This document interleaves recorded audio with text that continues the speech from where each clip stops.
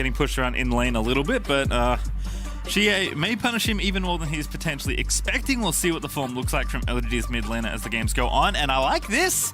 Bit of a difference here for Topu. He can play tanks, he can play carries. Gonna get Gangplank here in this draft. Interesting pick there. I mean, you're going to have a fine time against the Renekton. You can obviously orange out of the Twisted Fate cards, but you don't know what the backline of LGD is thus far. And ideally, you want to be able to use that Gangplank ultimate on top of some immobile carries, zone them out from a team fight, and you already have a really good way of just splitting the enemy's composition and gaining advantages in the team fight that way. But now that you have a Nidalee with a Gangplank and a Galio, you can assume that Legacy Esports wants to play the early game fairly controlled, wait for that level 6, and then pop off.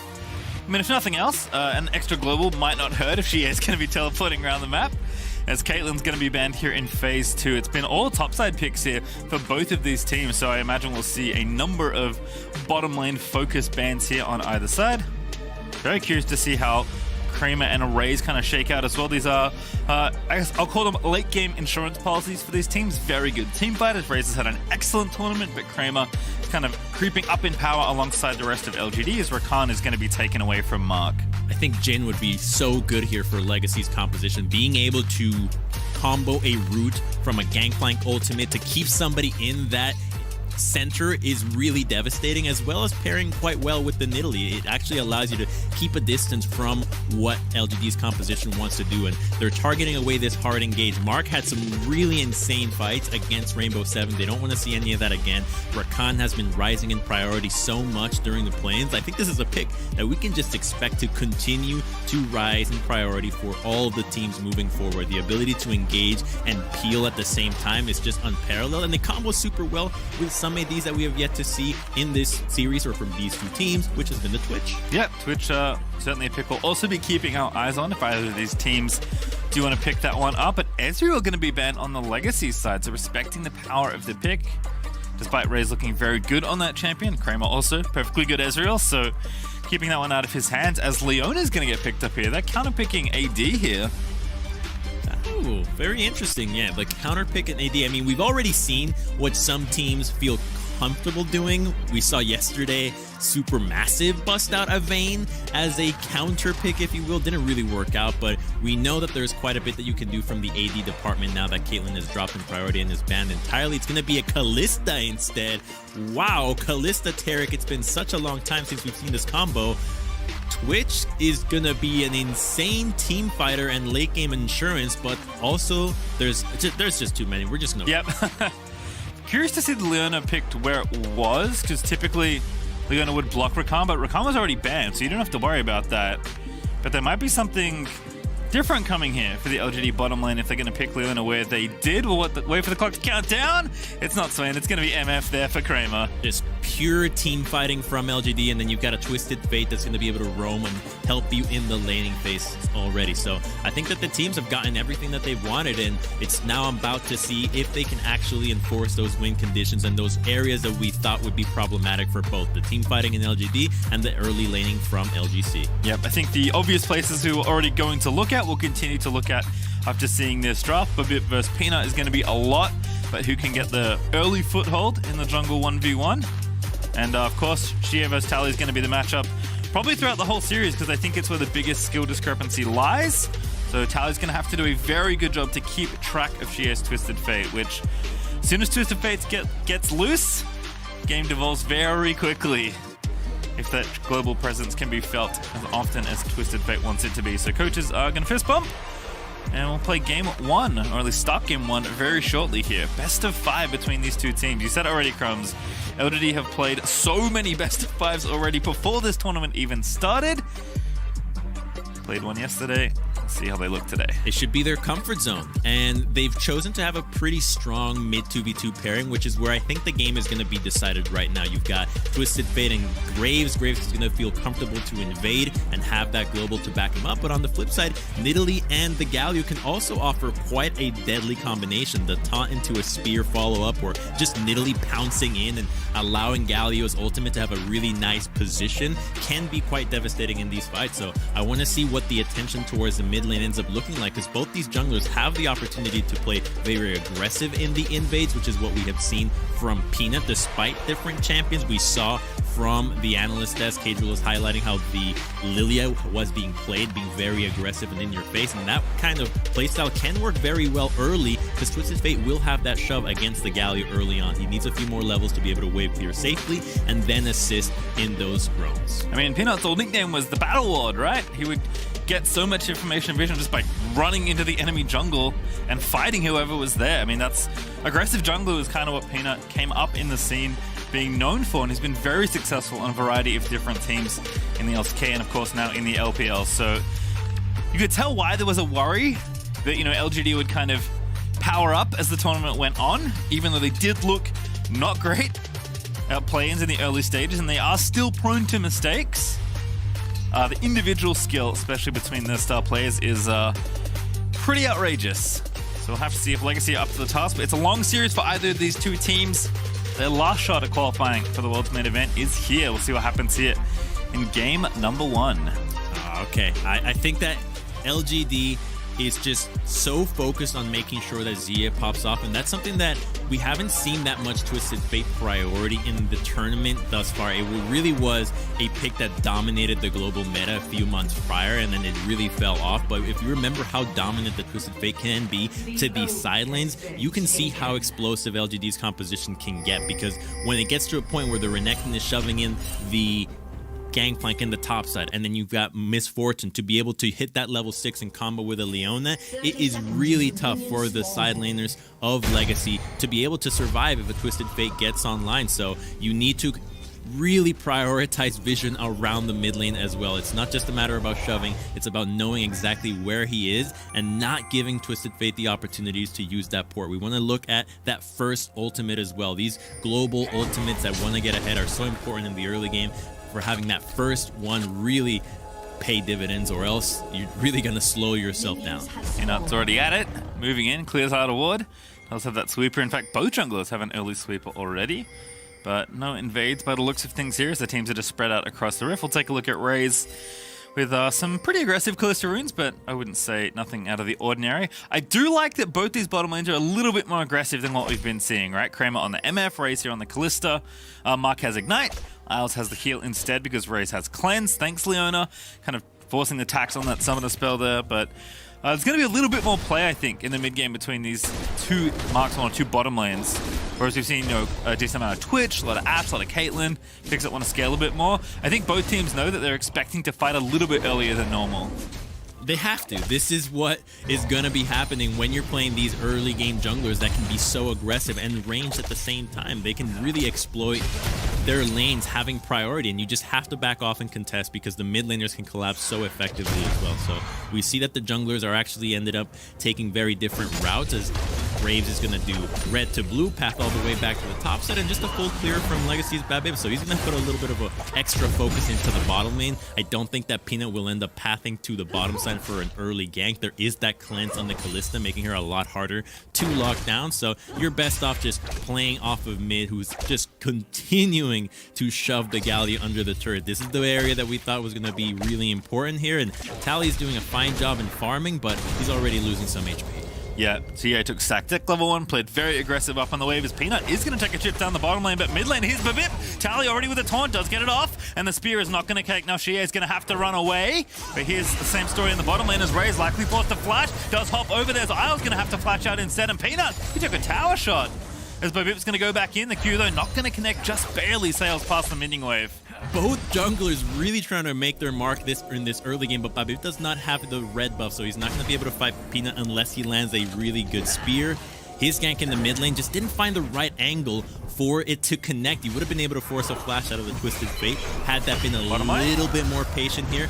Looking for one bottom spear. Oh, we got hit! What are you doing? That shoot's gonna proc, but there's the stun landing on, and into the smoke screen goes Babip, so no first blood but everyone's going to walk away as Kramer had to burn both summoners there. They should have known that the Nidalee was in that side of the map. After all, Grace just dodged the spear that came from that same angle. So the fact that the Misfortune lost all summoners is a big lapse in judgment there. Now we're back to Nidalee having priority here and is going to be able to double crab the Graves if she passes to the top side right away. And looks like she's just hunting him down, trying to make sure that she knows where he's at, sees that the camp is already taken, can deduce that the Graves is going all the way to the top crab. Should have the info. You can see the LGD ping on Babip's location as well. Know that he's likely around that area, and they would be correct in that deduction. Ooh, Longxing smacking that barrel down to Stopoon. Was getting some good leverage early here on the gangplank, but oh goodness, Renekton doing Renekton things. Conqueror gonna proc, and Stopoon a little unhealthy after that trade. Oh, here comes Peanut. Can he hit the smoke? If they stop his recall, he's so dead. Yeah, ooh, flash, nice smoke flash. screen. Now Stopoon's gonna have to call for help, but I don't think help's coming. First blood just sitting right here under the tower. Stopoon gonna do what he can to try and survive. Gonna get stunned, gonna get orange up, and now he's gonna flash out of the way, but it's first blood. Peanut LGD on the scoreboard. A good attempt there, but we saw what Longjin was trying to do, trying to whittle down the gangplank because he knew that Graves was playing to the top side. This is what LPL teams are pretty darn good at, which is playing your lanes to where the jungler is pathing, and that's exactly what happens. You can be that aggressive because you know you have backup. Worst things happen, your jungler is there, so you take a 2v2 and you have a health advantage, so you can be playing that far up. The clutch move there was Peanut stopping the recall, knowing that there was no way out for GP. Yeah, now Stopoon actually going to move in and try and find Peanut. We'll see him on the Krug camp there, or at least see the camp being finished off, so it does have the info. Renekton, though, did walk back to top lane. Sheen finished up for Stopoon as the CS has evened up somewhat, but early tab-eyes here for the Renekton means that Longxing should feel very comfortable here, and going to be tough, perhaps, to contest for this first break, given that they won't have TP, although top lane will have ulti most likely if they do go for it.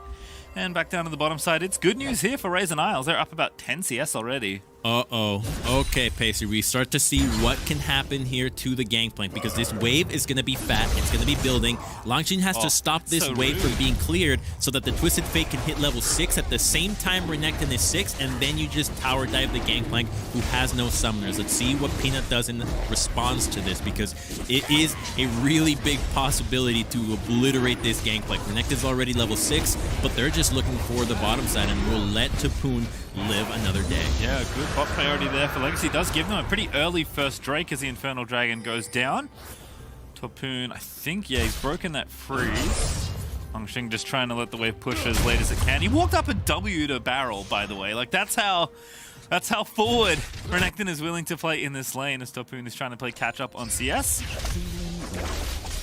The Gangplank's always going to have a lot more gold just from his passive, so if he's a little bit behind, you can actually see him being relatively even in gold just from that ability, so he can't afford to fall behind. He has to prioritize the health knowing he's up against the global, and right now the junglers don't know where they're at. They haven't seen the Graves just yet, and the red buffs is spawning, so they can assume that Peanut might be in the top side at the moment, so Legacy has no problem looking for a gank here because Peanut doesn't have flash. There's a stun there, and that's moving down to the bottom side. Kramer, no flash, no hope, but Vip's in there is going to get the first kill as Mark going to try and stun it off. That damage is massive, but just barely.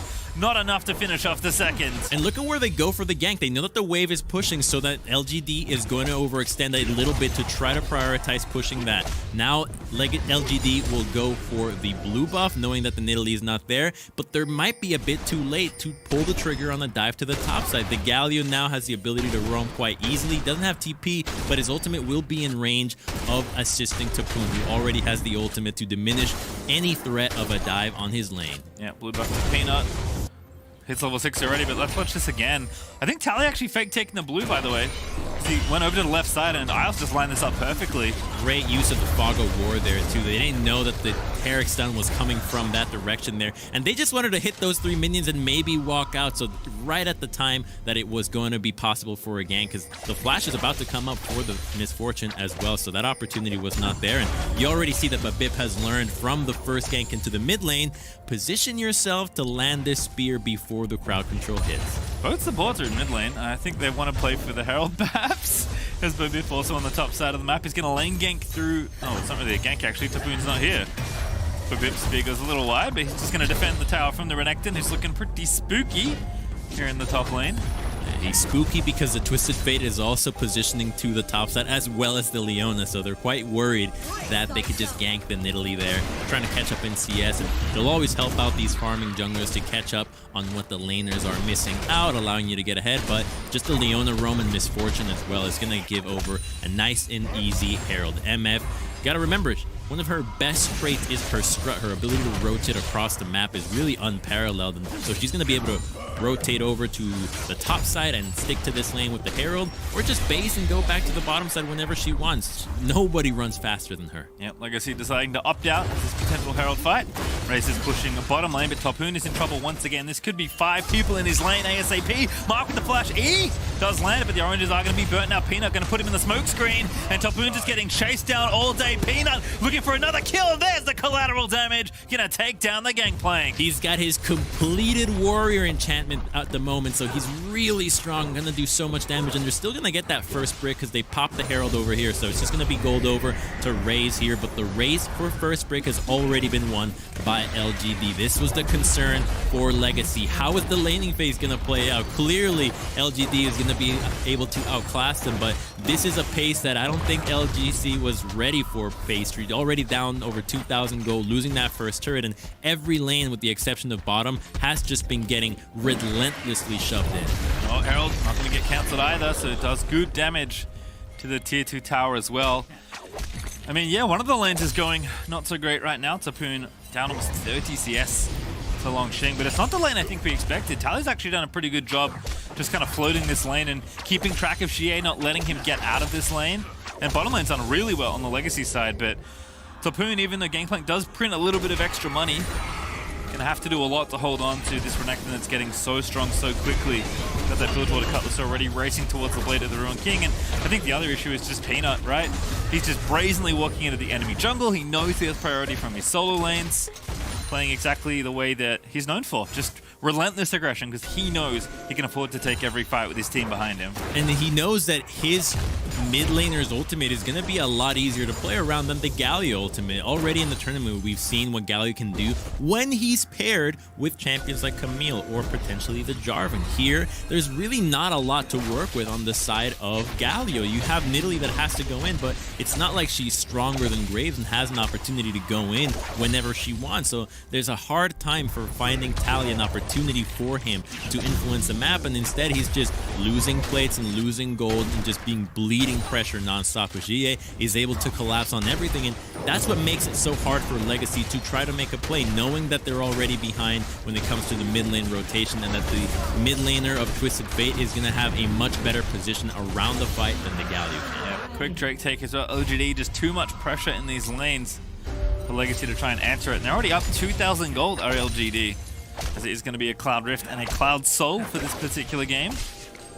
But Bib, to his credit, farming really well, but here's a 1v4 dive. Tally going to get out, but there's the first stun, there's the second. Flash out of there as Peanut, just firing shots into the Galio, but they'll take the mid tower instead. Good ulti there, actually going to clear the way for Topoon as Tally finishes off the rest of it, but he's busy like making sure Renekton doesn't kill him.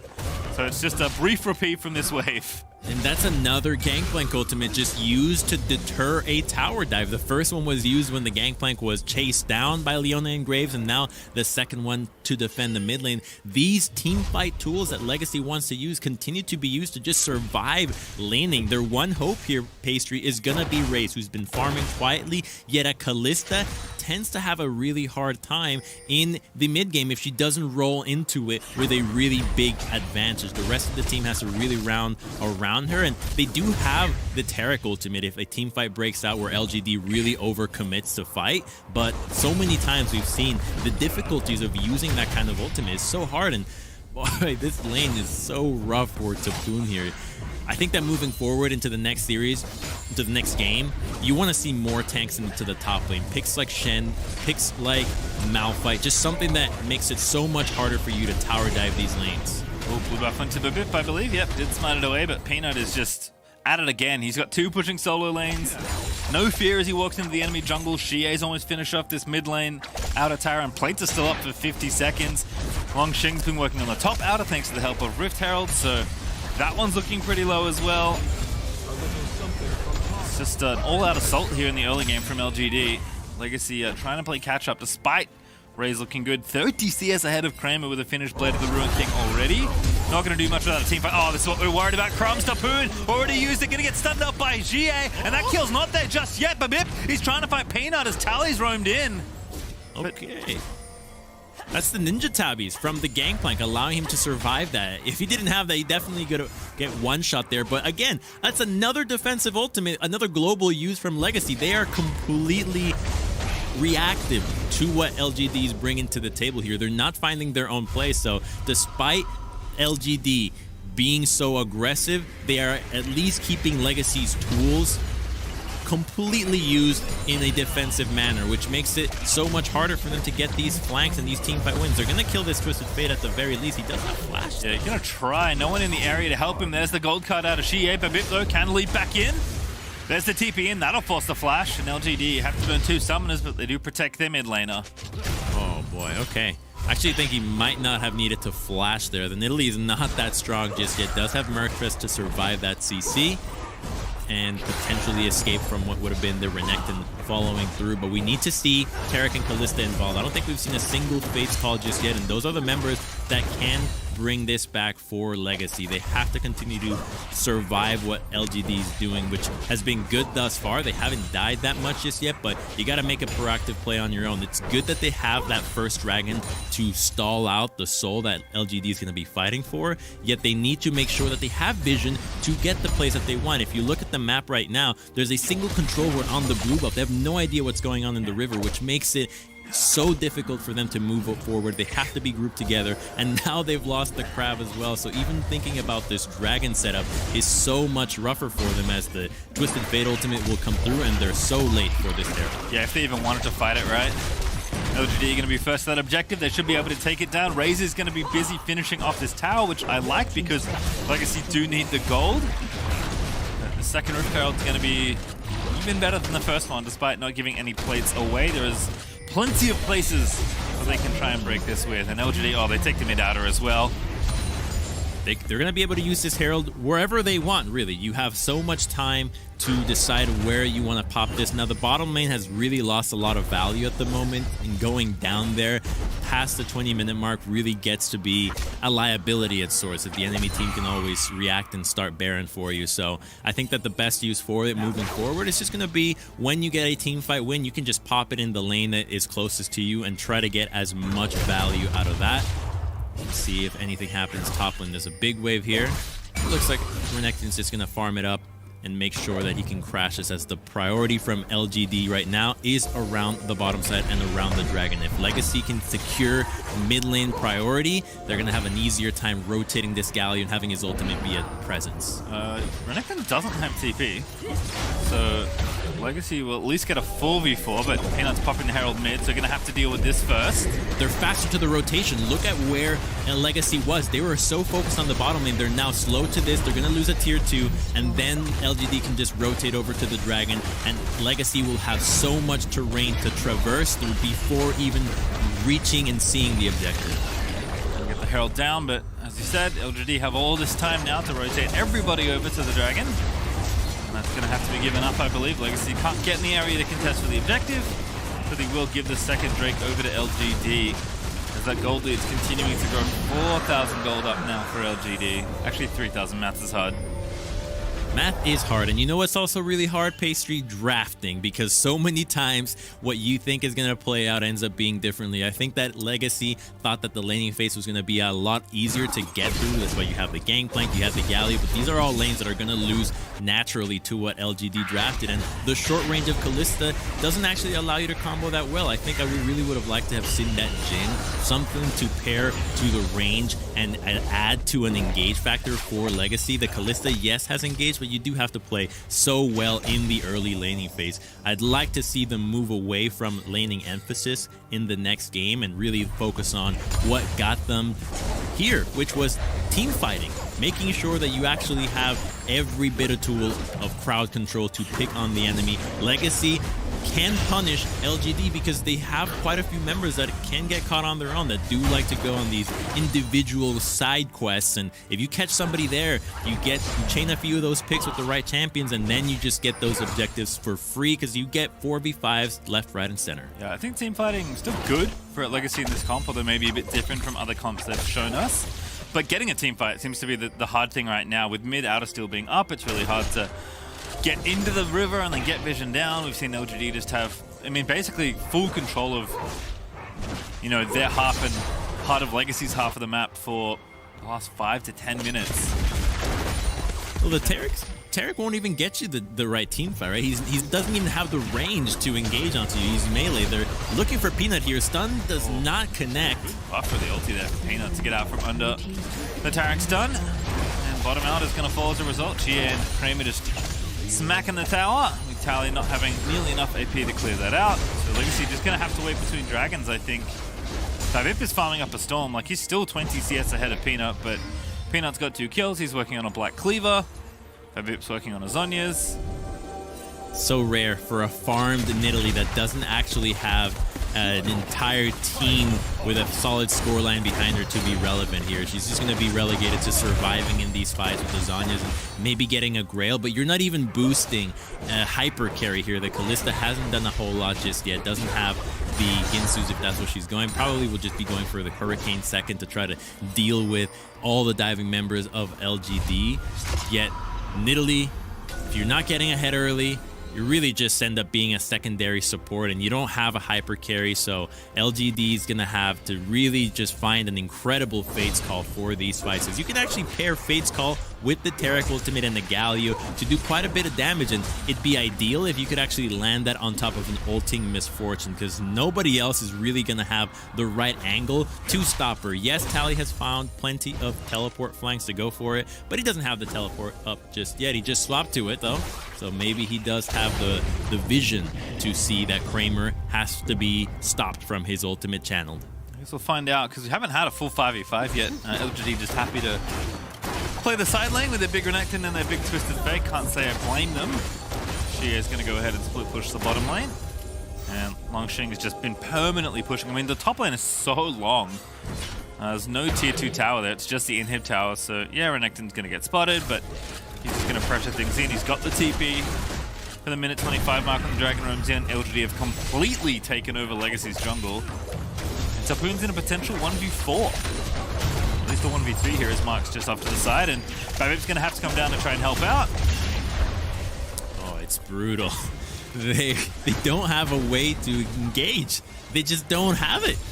The Nidalee doesn't find it. You don't even have the vision because LGD is doing such a fine job in denying it. You only have that one ward in the back of the red brush, but because of the terrain, you still don't even have the right angle there. So only Tally can potentially use that here, yet they're still just bleeding turrets left and right, and LGD can always disengage quite effectively there. You can use Leona ultimates and gold cards to get away from what LGC Legacy's throwing at you. These are going to be a confusing series pace for LGC, LGD, but anyways, Legacy needs to have a better setup for these team fights. You need to engage. You can't just bleed out the entire game. Yeah, and it's tough again with how much control LGD have exerted across the map, how good their setup and their vision was lacking in the early stages of the tournament in their play. And Legacy, they're finally going to posture aggressively. Good dash out from Peanut, but Legacy want to fight for this dragon because you called it, Crumbs. Race has gone Ginsu's. Legacy are really committing to this 5v5, the first one of this game. They do have the inside track already onto the objective, but they're going to have to make it quick. Solar Flare hits Raze, cleanses out. There's Tally going in. Finds the taunt there. Stun lands in as well, but Legacy need to commit a little bit more. Tally going to flash out. Collateral damage over the top. Longxing getting poked a little bit by the gangplank as the ulti gets committed, and Legacy will start the dragon. They still have Tarek ultimate. This could be the fight for Legacy. If Tally can TP and find a really good flank, this could be it, though. Misfortune still has ultimate. Careful of Renekton, though. They're going to spot him now, finally, but I think it's too late. Raze going to get stunned from so far away as Longxing going to take down the Kalista. a second kill already as the bot lane for Legacy has fallen, and Babip's going to have to run out of there. The Dragon will be forfeit. 2 kills given over as well, as LGD only getting stronger and stronger. This sneaky Crocodile finds Kalista, and her clans had been burned earlier from the Leona, so it was so easy to delete her. They can now turn to the Baron. They get everything pastry. I think this game is all but done here. Legacy just got outclassed early from LGD, and they have been clean. They just don't get the fights. They just focus on objectives and don't give the opportunity for Legacy to get the fight that they want. It's looking so much more clinical now, LGD. Certainly scary as this team looks towards the main event of Worlds 2020, but still a long way from that one here. But certainly this game looking very good for LGD as they finish off the Baron. I think Legacy can shake this one off though. But first, we're gonna look at this flank though. Great control ward there from Langjin. And then Kalista steps up. So easy to immediately delete her. No heal to save her a little bit longer to buy time for the Taric ultimate, but it wouldn't have even mattered. She would have gone down at the end. Doesn't have enough damage to burn through the LGD diving pair of Leona and Renekton. Just a nice easy setup there. It's always nice when Renekton can just walk his way into the back line. Legacy not able to find that 5v5 they've just been looking for. Every fight has been unfair, and LGD are going to look to keep it that way with the Baron buff pushing down. Only inhibitor towers to take alongside the Nexus ones. There are no tier 2s left. They were already very effectively 4-1-ing / 1-3-1-ing with this Twisted Fate and Renekton, and now it's going to get even better with this Baron. So LGD just want to buy their time and allow the Renekton to crash the wave into the bottom. They want to pressure 3 lanes at the same time. You want to have all 3 drawing the attention out of Legacy so that you can maximize what you're doing with that empowered minion wave. So now that the Renekton is crashing, you can see what LGD is trying to do with mid and top, and that's going to draw away the members of Legacy. Divide and conquer, a composition that's already having such a hard time team fighting, an even worse time laning. This is just going to put an even bigger deficit on them. All right, well, Longshin going to go ahead, push down this. Waves are crashing it around the same time. Very well coordinated there. As Tally looks for the taunt, but not going to be found onto the Renekton. Kramer also getting aggressive. Trying to hit down the tower, but not really an angle for Legacy to look for here. I mean, every single inhibitor tower is currently being pressured. That's a good rotation there out of Peanut. I'm really impressed that they've actually been able to crash these waves so consistently. They're getting some value to the Lich Bane and RFC as well. And there it is, divide and conquer. You see that Taric and Kalista were in the bottom side. Well, surprise, the Misfortune was able to rotate to the top side. You've just broken one of these turrets down. And when you start to open up the base and you're dealing with a Twisted Fate, you can never leave. The threat of a backdoor becomes all too real here. So this is a big milestone for LGD in closing out this game. The noose is tightening. Certainly is, and still 30 seconds left on this Baron, so another wave at least is going to crash in. She is going to go ahead and finish off this inhibitor. The cannon is going to do it. And mid lane, oh, Race was actually the target. That cleanse not good enough as the bullet time comes in. She is almost flanking all the way around the back of the mid inhibitor tower. But Legacy just kind of getting crawled into their own base now. Babip going to get blasted by Peanut's ulti. They're going to go on for GA now, but the exhaust is good. Still the damage is there. Going to rip the spears out, but it's not enough to take him down. Fate's call in. Ultimate pop for Taric, but GA into stasis he goes. Surely they can get 1 kill. Indeed they will, as Raze will finally pick up the pesky Xie. And on they go again. Raze looking for Longxing. Going to try and keep the kills going. Renekton getting low, but he's pretty tanky. Mark here as well. Tally with a 3-man taunt. And they're still going. Mark surely is going to die. Indeed, Raze will get a 2nd kill. But a slim consolation prize at the end of that push. LGD did so much damage with that Baron. Yeah, they finally get the fight that they wanted, but at a huge cost there, because now the entire base turrets are gone. Only your Nexus turrets are alive. You've lost double inhibitors, and the Baron, yes, it went down, but it was so much value from LGD. You still have the teleport available from the Twisted Fate, and once he's up, once he can start to pour it in, you can even pair it with the Renekton's TP to backdoor here. So we're going to look at GA overstepping there, getting a little bit too greedy. Could have potentially retreated to the top side, but you can almost never fault somebody for wanting to group up with the rest of his team, knowing that you have safety in numbers. And look at how they had to start this fight. Raze did all of the initiation work. We've seen players like Tactical in the LCS having pop-up performances on the Kalista there, but knowing that your best engage as a Kalista happens at the 25-minute mark doesn't really strike you as the optimal way of playing Kalista here. They're going to lose up this Cloud Soul, which is going to be really deadly for somebody like the Leona or even the Renekton that can just pop ultimate and immediately find the engage. They're looking for more fights, and they're going to catch Graves. Peanut stun raise. This is an easy kill. See you later, Peanut. Spears, oh, he's not in range. That's a heartbreaker. Isle's now going to get stunned up, and Mark, he's found just that. Race is going to get stunned up, but Tally going to look to save the day. Mark now made a pincushion. Ashir will finally take down Tally, but Legacy, they're going to keep fighting him. Race, he needs to stay alive, but it's not going to be all that easy. Already killed by the Renekton, and it's going to be absolutely falling to pieces here for the Oceanic lads. As LGD look to put the finishing touches on this game. That's quite the TP. Very, they really want him. Aggressive from Sheer, we'll call it. Perhaps disrespectful. RFC going to proc in. See you later, Babib.